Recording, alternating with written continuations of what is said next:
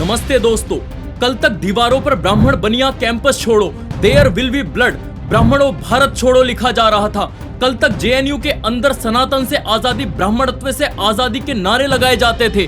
कल तक रैलियों में ब्राह्मणवाद को गालियां, रेपिस्ट तक कहा जा रहा था। और अब ब्राह्मणों की कब्र खुदेगी के नारों से होते हुए अब एक लड़की के कपड़े फाड़ने तक की बात की जा रही है, क्योंकि उसका नाम तिवारी है, क्योंकि वह ब्राह्मण है। ये ब्राह्मण है, इसके कपड़े उतारो, इसके कपड़े फाड़ो जैसे निंदनीय, असहनीय नारे लगाकर एक नारी के साथ अनेकों लोगों के द्वारा मारपीट, छेड़छाड़ की जा रही थी। क्या अपराध था उसका? केवल वो ब्राह्मण है। अरे एक समय पर ऐसा घृणित कार्य मुगल यवन किया करते थे और आज भी गाजा जैसे देशों में कर रहे हैं, और अब यह अपने देश में भी शुरू होने लगा। दीपू चंद्र दास एक दलित था जिसको बांग्लादेश के अंदर यह हिंदू है कहकर लटकाकर मार डाला।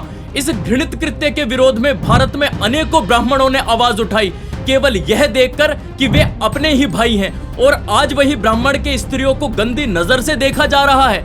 इस देश की संस्कृति को नष्ट करने के लिए अनेक आक्रांता आए, मुगल आए, अंग्रेज आए, हमारे ग्रंथों को जलाया गया, नष्ट किया गया, परंतु इसी ब्राह्मण ने अपने वेद आज तक सुरक्षित रखे।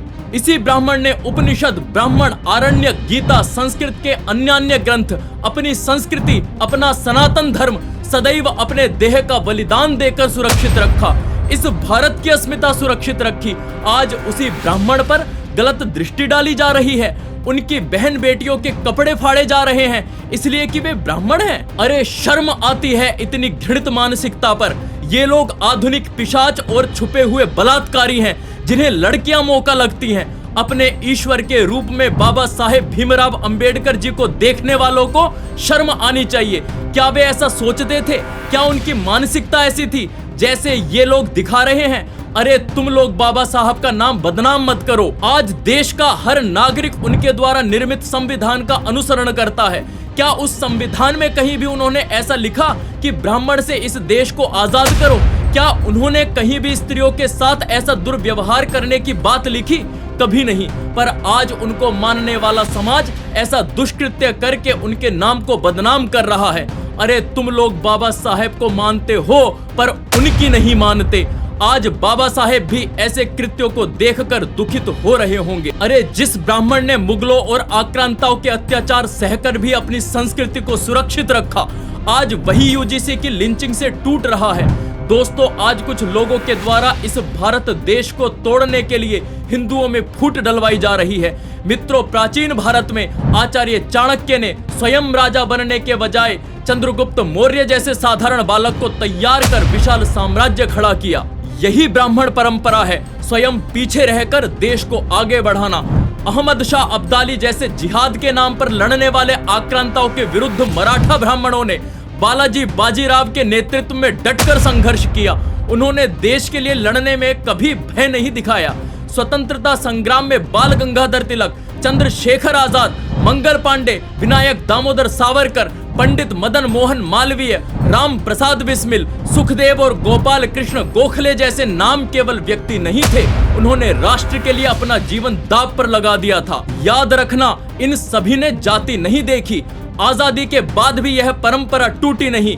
मेजर सोमनाथ शर्मा, मेजर राधा स्वामी परमेश्वरन, कैप्टन मनोज कुमार पांडे और मेजर मोहित शर्मा जैसे वीरों ने अपने प्राण देकर देश की रक्षा की। मेजर मोहित शर्मा को अशोक चक्र मिला। उनके साहस से प्रेरित कथानकों पर धुरंधर जैसी फिल्मों की चर्चा हुई।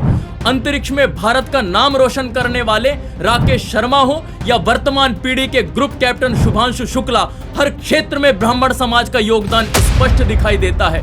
यह सब इतिहास नहीं है, यह जीवित प्रमाण है। दोस्तों, हाल ही में दिल्ली विश्वविद्यालय परिसर में महिला पत्रकार रुचि तिवारी के साथ जो हुआ, वह केवल एक व्यक्ति पर हमला नहीं था, वह पूरे ब्राह्मण समाज के विरुद्ध बनी मानसिकता का खुला प्रदर्शन था। वीडियो में स्पष्ट दिखा कि उन्हें केवल तिवारी उपनाम के कारण घेरा गया, थप्पड़ मारे गए, अपमानित किया गया और कपड़े फाड़ने जैसी बातें कही गई। यह कोई सामान्य बहस नहीं थी, यह भीड़ द्वारा की गई जातिगत हिंसा थी। यदि राजधानी के सबसे बड़े विश्वविद्यालय में किसी महिला को केवल ब्राह्मण होने के कारण सार्वजनिक रूप से पीटा जा सकता है, तो भविष्य में क्या स्थिति हो सकती है, इसकी कल्पना भी हम लोग नहीं कर सकते। आज स्थिति यह बन चुकी है कि सोशल मीडिया पर प्रतिदिन ब्राह्मण विरोधी गालियां चलती हैं, रैलियों में खुले नारे लगते हैं, ब्राह्मणवाद मुर्दाबाद। कुछ मंचों से कहा जाता है ब्राह्मणों की कब्र खुदेगी। टीवी डिबेट और ऑनलाइन प्लेटफॉर्म पर ब्राह्मणों को सामूहिक अपराधी की तरह प्रस्तुत किया जाता है और यह सब सामाजिक न्याय के नाम पर हो रहा है। दोस्तों, आजकल एक तथाकथित व्यक्ति हमारे पूजनीय क्रांतिकारी चंद्रशेखर आजाद जी का नाम रखकर घूमता है, जबकि उसके डॉक्यूमेंट में कहीं से कहीं तक आजाद है भी नहीं और वह ब्राह्मणों का विरोध करता है, उन्हें गाली भी देता है। मैं पूछना चाहता हूं, चंद्रशेखर आजाद कौन थे? चंद्रशेखर आजाद एक ब्राह्मण थे। वे अपने नाम के पीछे तिवारी लगाते थे। और ये लड़की कौन है? ये रुचि तिवारी है, जिसे आज तिवारी होने के कारण से इन जातिवादी गुंडों ने इसके साथ में लिंचिंग करने की कोशिश की, कपड़े फाड़ने की कोशिश की। इन्हें तो शर्म आनी चाहिए। ब्राह्मण हर जगह पर हमेशा से योगदान देता रहा है। जितने भी फांसी पर चढ़े होंगे उनमें भी आपको ब्राह्मण ही दिखाई देंगे। महर्षि दयानंद सरस्वती ने स्वयं ब्राह्मणों को भी बुरा भला बोलकर दलितों को गले लगाया। महात्मा गांधी ने हरिजन शब्द देकर के दलितों को गले लगाया। ब्राह्मण हमेशा सभी वर्गों के लिए सोचते रहे, परंतु आज जिस तरह से यह कृत्य किए जा रहे हैं, इसके लिए सभी वर्गों को सामने आना चाहिए। और ऐसे जो कुछ लोग हैं, याद रखना, हम सभी को नहीं कह रहे, हर जाति में अच्छे लोग हैं। यह कुछ लोग हैं, यह लोग खुद को प्रतिनिधि साबित कर रहे हैं और उनके कारण से समाज में जो दीवार है, जो खाई है, वह और ज्यादा गहरी होती जा रही है। आज ब्राह्मण समाज को मानसिक रूप से अल्पसंख्यक की स्थिति में धकेला जा रहा है। संख्या में वे पहले ही बहुत अधिक नहीं है। आरक्षण उन्हें नहीं मिला, राजनीतिक संरक्षण उन्हें नहीं मिला, फिर भी उन्होंने देश के खिलाफ कभी भी आंदोलन नहीं किया। आज हालत यह है कि उन्हें हर जगह सफाई देनी पड़ रही है कि वे भी भारतीय हैं। यदि यही चलता रहा तो परिणाम बिल्कुल स्पष्ट हैं कि समाज में अविश्वास बढ़ेगा, बौद्धिक वर्ग चुप हो जाएगा, योग्य युवा देश से विमुख होंगे और अंततः राष्ट्र कमजोर पड़ेगा। इतिहास बताता है कि जब किसी सभ्यता ने अपने जानवर को अपमानित किया है, वह सभ्यता कभी टिक ही नहीं पाई है। अंत में बात सीधी है, यदि आज ब्राह्मणों के विरुद्ध यह मानसिक और सामाजिक हिंसा नहीं रोकी गई तो कल यह आग पूरे समाज को जला देगी। हम किसी वर्ग का विरोध नहीं करते, क्योंकि हमारा हर एक वर्ग राष्ट्र की उन्नति चाहता है। आज सभी वर्गों को ऐसे राक्षसों को चुनौती देने के लिए आवाज उठानी होगी। राजपूत गर्व करता है कि भारत को उसने बचाया। ब्राह्मण गर्व करता है कि भारत आध्यात्मिक शक्ति विश्व गुरु इसी के दम पर था।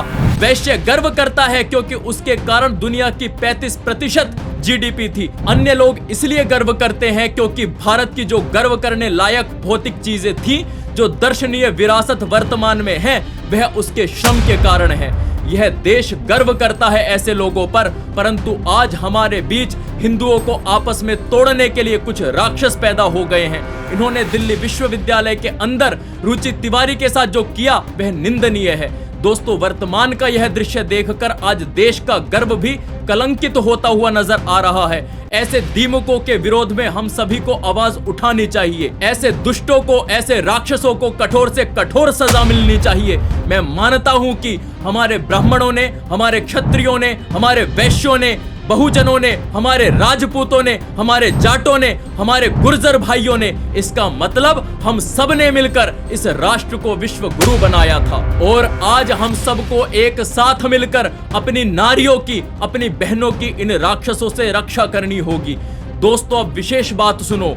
इसके लिए मैंने कमेंट बॉक्स में एक संदेश लिखा है और साथ ही 4 ईमेल भी लिखे हैं। आप सभी अपनी आवाज उठाने के लिए उस संदेश को कॉपी करके नीचे दिए गए मेल पर अवश्य भेजें और मुझे कमेंट बॉक्स में एक कमेंट करके अवश्य बताएं कि आपने मेल भेज दिया है। दोस्तों, अब सबको पता लगना चाहिए कि हम यह अन्याय कदापि सहन नहीं करेंगे। सनातन पर आँच आई है, इसका मतलब देश पर आँच आई है। इस देश की रक्षा के लिए आज सनातन की रक्षा आवश्यक है।